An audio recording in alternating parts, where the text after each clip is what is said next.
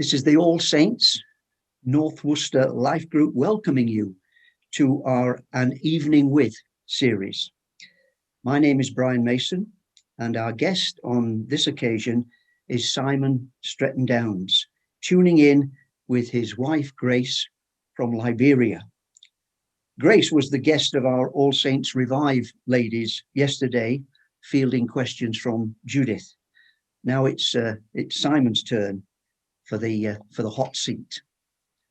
So Simon, I can see that you're very much in the dark, but you'll explain in a moment why that is the case. But as you do that, then also just tell us a little bit about your own personal faith journey.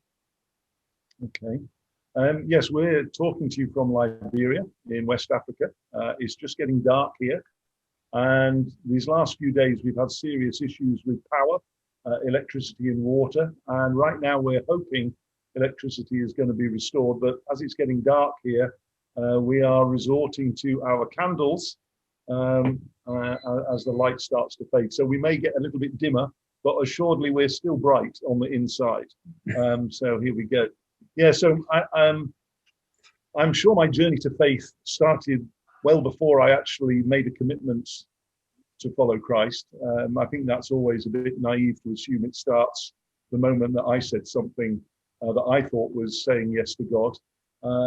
But I grew up in a nominally Christian home. I went to confirmation classes when I was 11, got confirmed, and then fairly quickly after that stopped going to church because it was my only day to have a lie-in.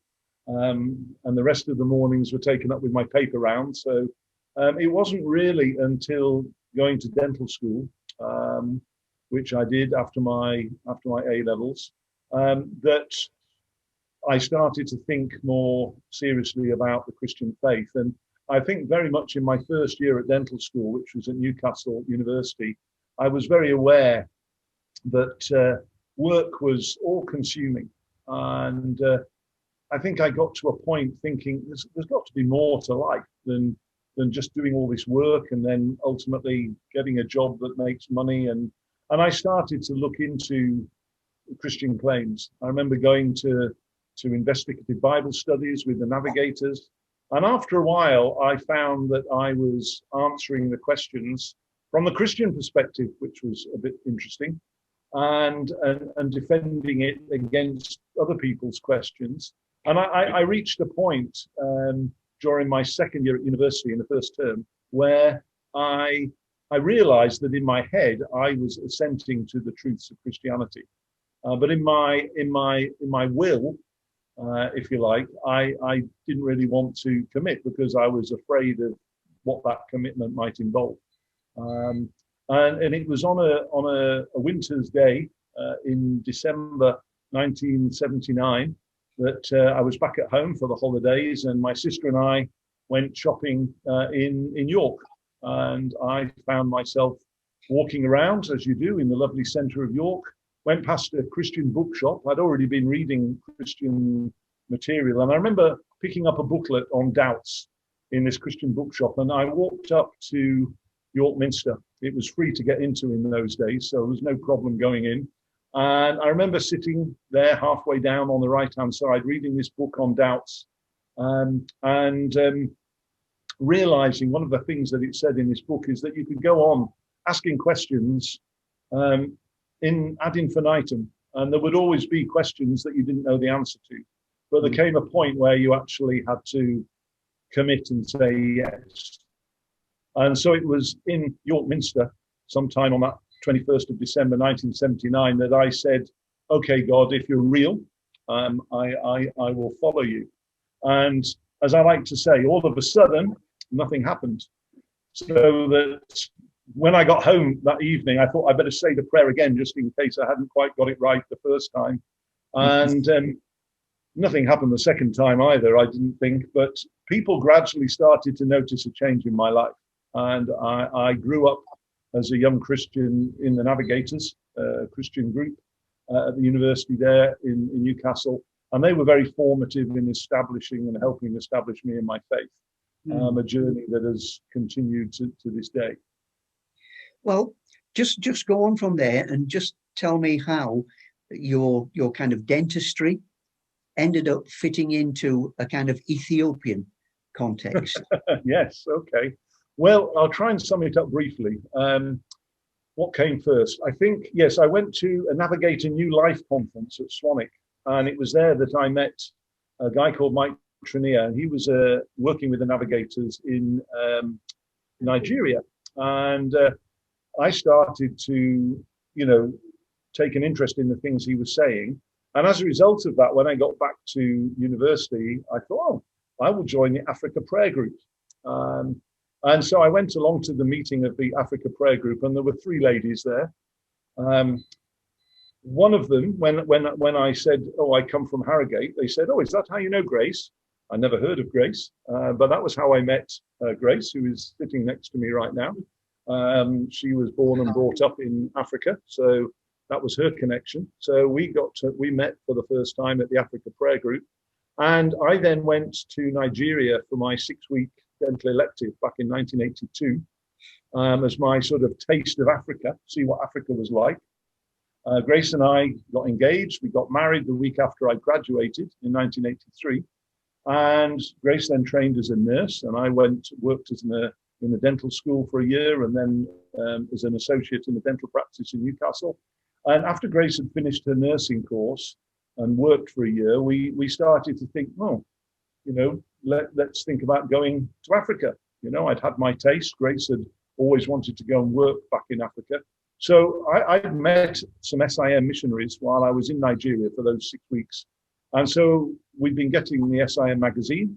And so I wrote to SIM and said, look, here I am. I'm a dentist. My wife's a nurse. Can you use us? And they wrote back and said, well, we need a dentist in Ethiopia.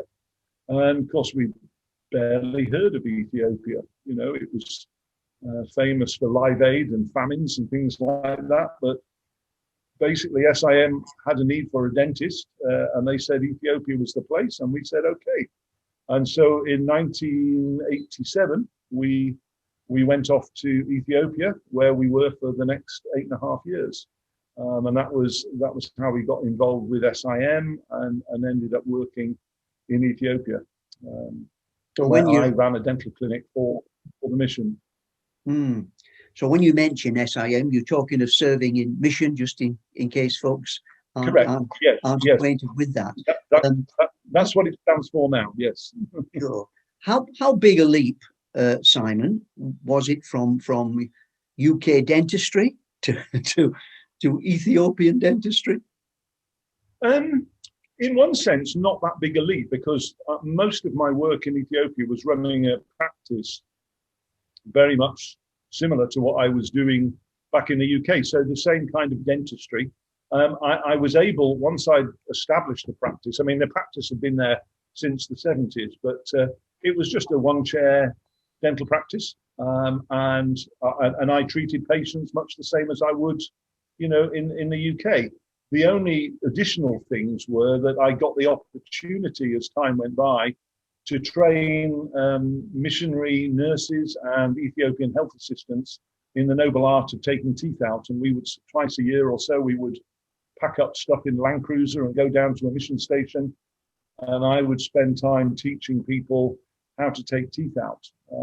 So that was obviously something that you wouldn't be able to do in the UK. But the majority of the work was very similar to what we were doing in the UK, providing dental care for families, for individual missionaries. We got to treat missionaries from all over the world: Protestants, Catholics, Mexicans, South Americans, Indians, Mother Teresa's order. We treated people. I used to keep a map actually of all the different countries that I'd treated people from, which was quite exciting. I forget what the tally was in the end, but we treated people from all over the world, so it was quite exciting. And I looked at myself as a servant of the servants. So by me being there, I was saving them from having to fly out of Ethiopia to get their dental needs taken care of. So if I heard you right, then you had 8 years in Ethiopia. Some other things happened there, presumably family-wise? Sure. And so our children, we have 3 children. Grace became pregnant 2 months after we arrived in Ethiopia, something to do with the water, I think. And because she was expecting twins, and Ethiopia was at that point a very communist country, and the mission were not keen at all on a first pregnancy being birthed in Ethiopia. So we came home to have the boys, which was just as well because our youngest of the twins, Jonathan, was born with congenital heart problems. And it was very distressing for me because I was busy sorting things out for a new dental surgery back out in Ethiopia, and having a son who suddenly needed heart surgery really was a nuisance to my plans, I have to say. And it required the doctor sitting down with us and saying, guys, you are not going back to Ethiopia in 10 days. You are staying here because your son needs care. So since then, Jonathan was born with congenital heart problems, and from day 7, when they diagnosed the heart murmur, we have lived with that as part of our lives. And since then, he's had 6 surgeries, most of them open heart surgeries. His most recent one was in 2017. And so his health has occupied our thoughts on and off for the last 32 years. So it's been a factor in life. It hasn't occupied every day of our thoughts, but certainly it's been part of the life's equation. Yes. And your time in kind of Wensleydale when you came back, then Don and Dorothy who are on the call now, and Judith and I, then we still got the feel that there was an African pull on your lives. Yes.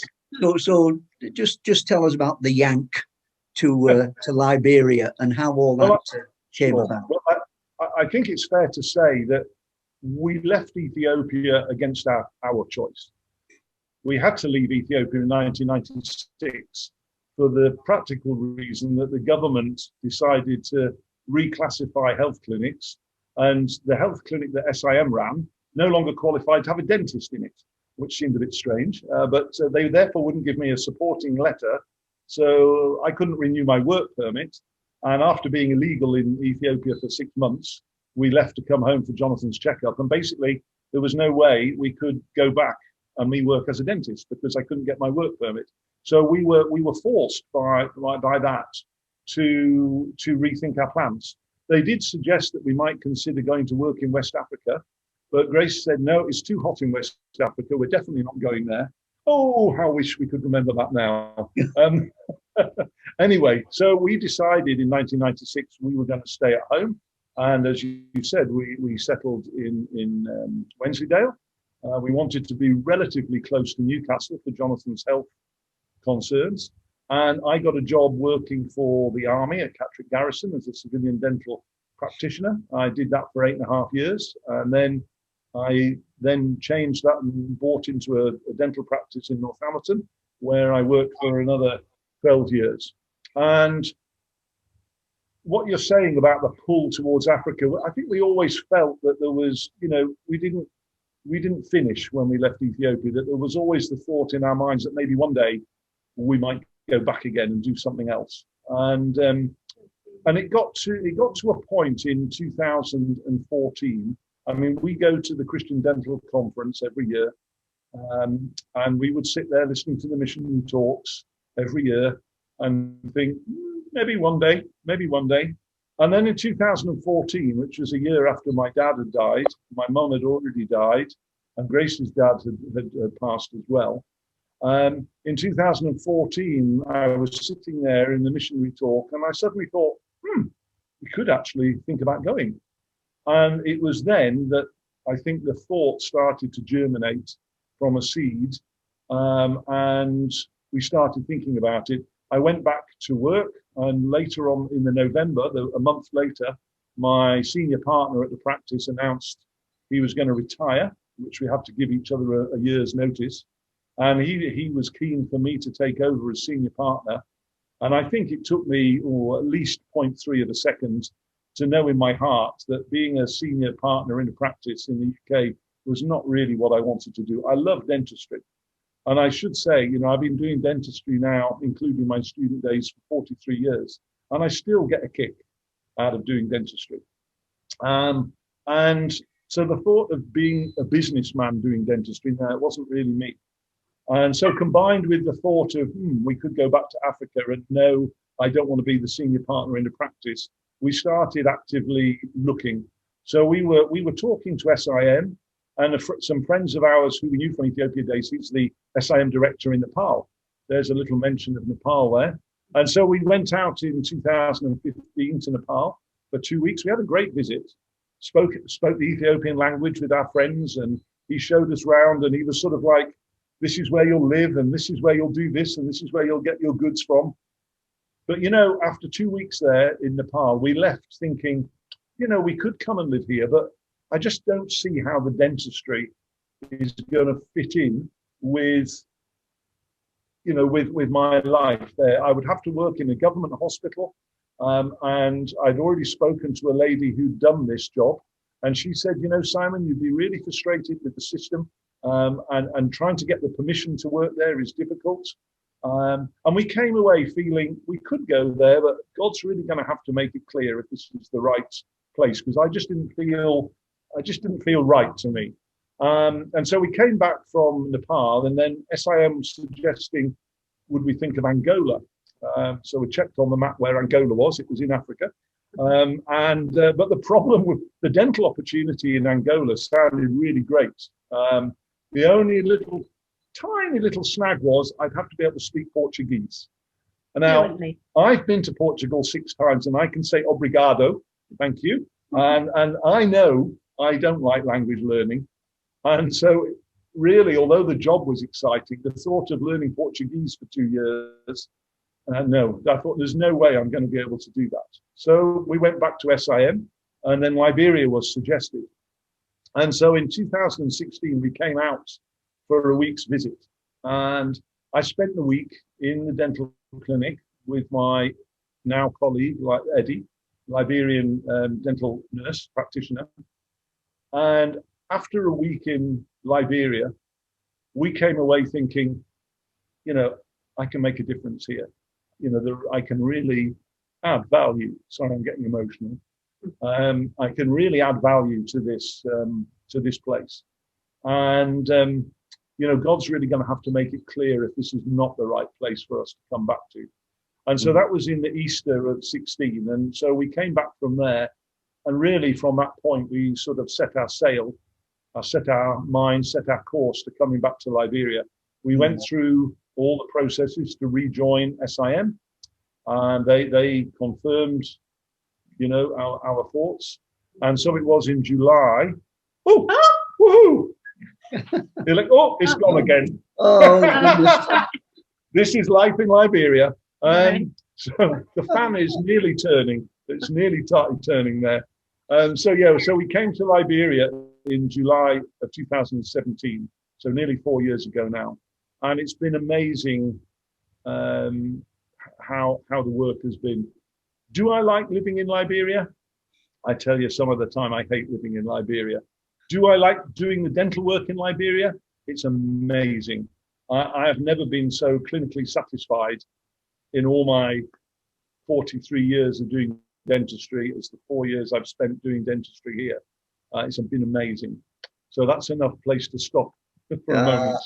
Well, no, that's wonderful. Well, you were good enough to just send us just a short caption video, which will give us a bit of a feel, I think, probably a bit of a brighter feel as well for Liberia. And then perhaps you can say a little bit on the back of that, Simon. Sure. I think Paul will press the right button, and here we go. Just want the music there, really, don't you?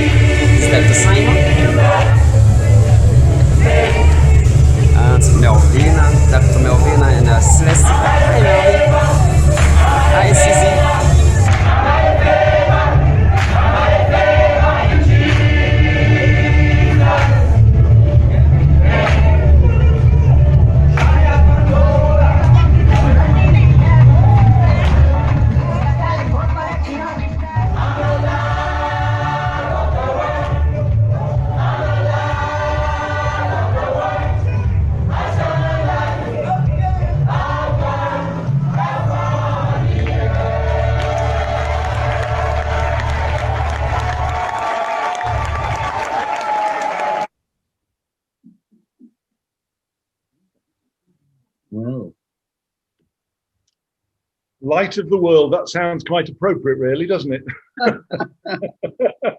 Well, that I was tell you something, the fan is now on.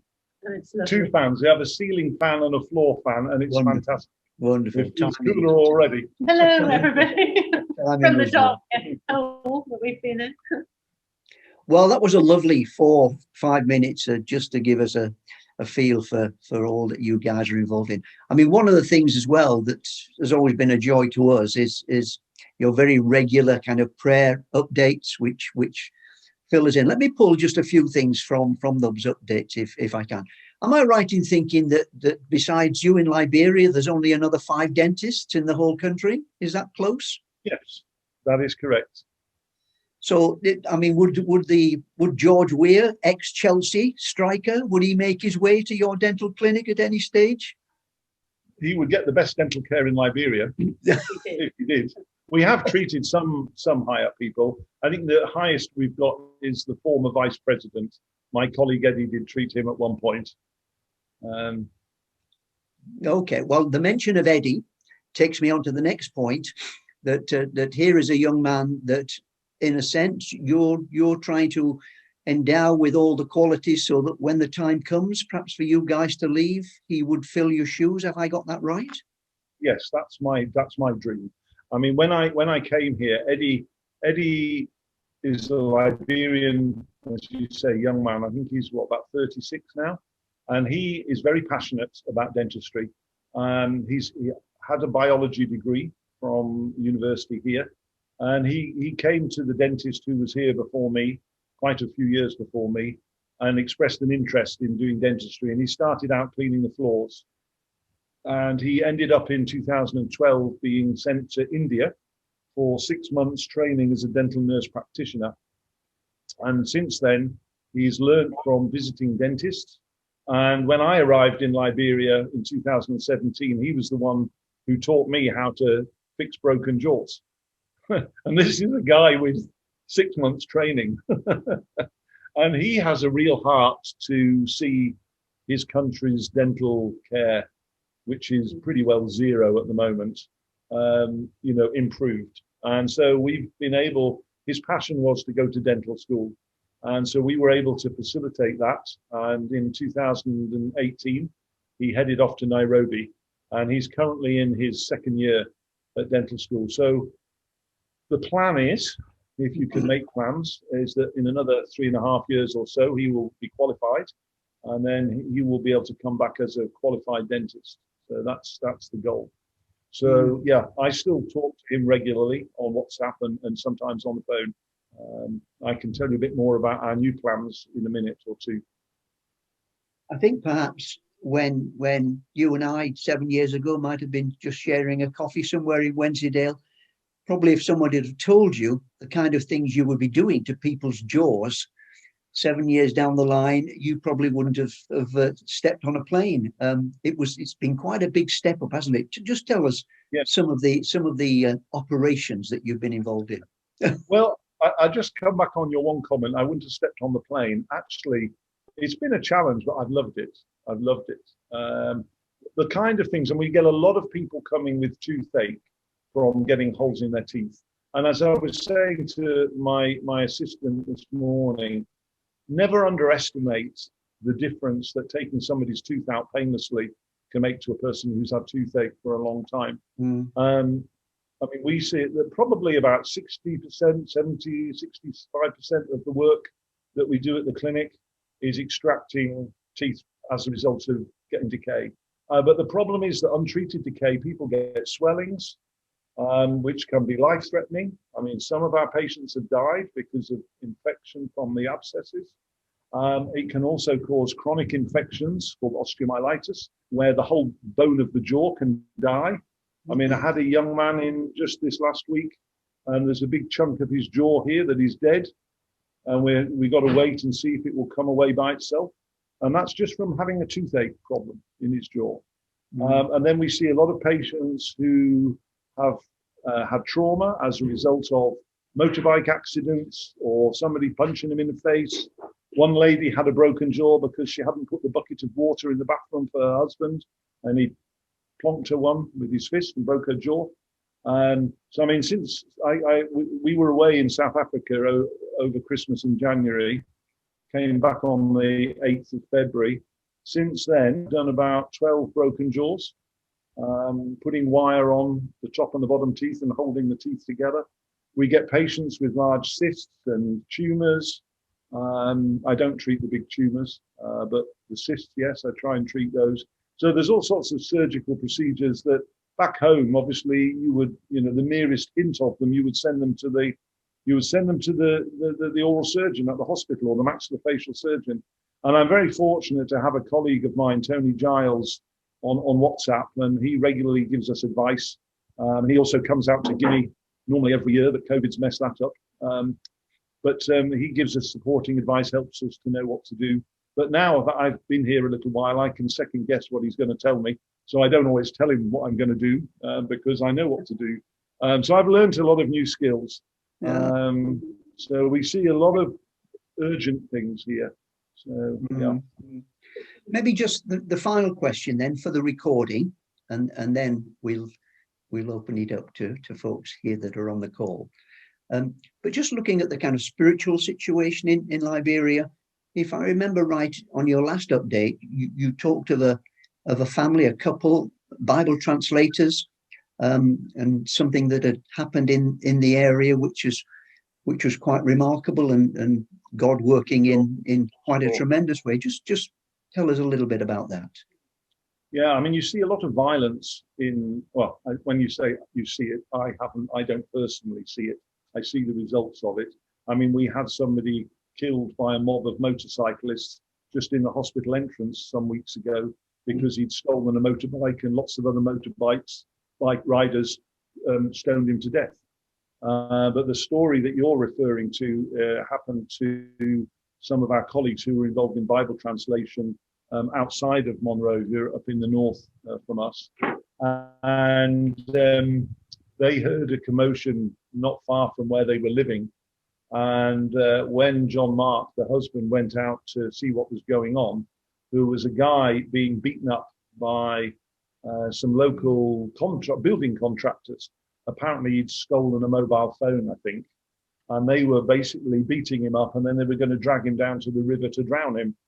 And so John Mark rather bravely intervenes in the situation and phoned the police, and he told the guys, look, this guy, you've judged him enough. He doesn't need to die. And then they backed off and they left. And so John Mark was able to look after the man until the police came. But then his wife, Sarah, he was thinking about this. She decided to do something that was quite even out of character for her.